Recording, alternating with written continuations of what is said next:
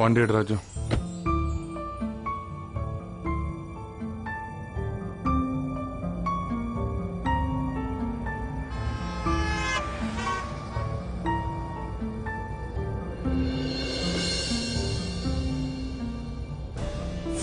உன்ன மாதிரி spa beauty பார்லர்னு அலையிற பொண்ணு கிடையாது. அவ என் பொண்ணுக்காக உயிரை கொடுப்பா, என்ன வேணாலும் செய்வா. உன்னை விட கோடி மடங்கு நல்ல அம்மாவா இருப்பா.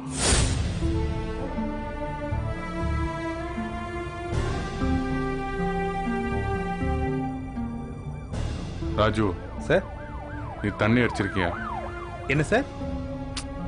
தண்ணி அடிக்கிற பழக்கம் இருக்கான்னு கேக்குற. எப்பயாவது சார். நீ தண்ணி அடிச்சிருக்க, உனக்கு தெரியும் சார். தண்ணி அடிச்சா மனுஷன் பொய் சொல்லுவானா இல்ல உண்மை சொல்லுவானா? எனக்கு தெரிஞ்ச வரைக்கும் உண்மைதான் சார் பேசுவாங்க. போய் பேசாத. இல்லை சார், வீட்டில் ஏதாவது மனசை விட்டு பேசணும்னா கொஞ்சம் சாப்பிட்டு போவோம் சார், மனசுக்கு தைரியம் வந்துடும். என் அம்மா கிட்டேயும் சரி, என் ஒய்ஃபுக்கிட்டேயும் சரி, எது நியாயம்னு படுதோ அது மட்டும் தான் சார் பேசுவேன். குடிச்சிட்டா உண்மை மட்டும்தான் சார் வரும். குடிச்சதுக்கு அப்புறமும் ஒருத்தன் போய் பேசுறான்னா அவனை விட ஃப்ராட் இந்த உலகத்திலே இல்லை சார். ராஜு சார், உனக்கு ஒரு விஷயம் தெரியுமா? சொல்லுங்க சார். இன்னைக்கு நான் தண்ணி அடிச்சிட்டு போய் சொல்லிருக்கேன் சார். ஆமா சார், அது வந்து சிச்சுவேஷன் அப்படி இருந்தா சொல்லலாம் சார். பரவாயில்ல ராஜு, ஒரு வகையில பார்த்தா நானும் ஒரு ஃப்ராடு தான். பிரியா ரொம்ப நல்ல பொண்ணுன்னு நான் போய் சொல்லிட்டேன். அது எந்த விதத்திலையும் உண்மை இல்லை.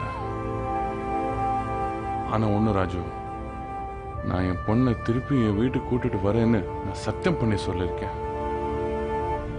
அது போய் கிடையாது, அது கண்டிப்பா நடக்கும்.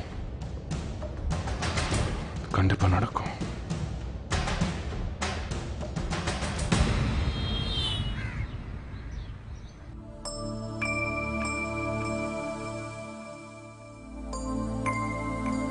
எங்க யாரையும் காணோம்?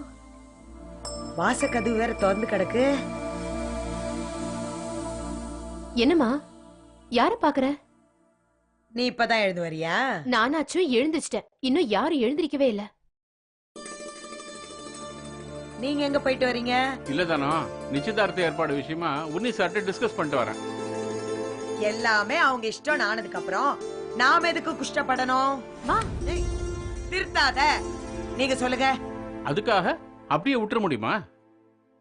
ஃபங்க்ஷனுக்கு எத்தனை பேர் நம்ம சைட்ல இருந்து வருவாங்க, யார் யாரெல்லாம் வருவாங்க, இதெல்லாம் பேச வேணாமா? யாரு வந்தா என்ன, என் பேத்தி வரமாட்டால.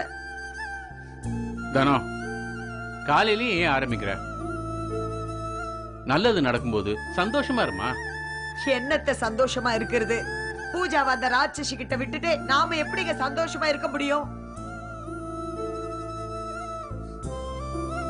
வீட்ல ஒரு விசேஷம் நடக்கிற நேரத்துல பச்சை மண்ணு அது இல்லையே. தானோ, நடக்கிறது எல்லாமே பூஜாவுக்காக தானே, அதை நினைச்சு சந்தோஷப்படலாம்ல. அதத்தான் நானும் சொல்றேன், நடக்கிற எல்லாமே அவளுக்காகத்தானே. ஆனா அந்த சந்தோஷத்தை அனுபவிக்க அவ இல்லாம எப்படிங்க? இங்க பாரு தானோ, நீ புதுசா ஒரு கதையை கிடப்பாத. முதல்ல நிச்சயதார்த்தம் முடியட்டும், மத்ததெல்லாம் தானா நடக்கும். தானோ, பிரியா தான் தனக்கு அம்மாவை வரப்போறான்னு தெரிஞ்சா நம்ம எல்லாரையும் விட பூஜா தான் ரொம்ப சந்தோஷப்படுவா.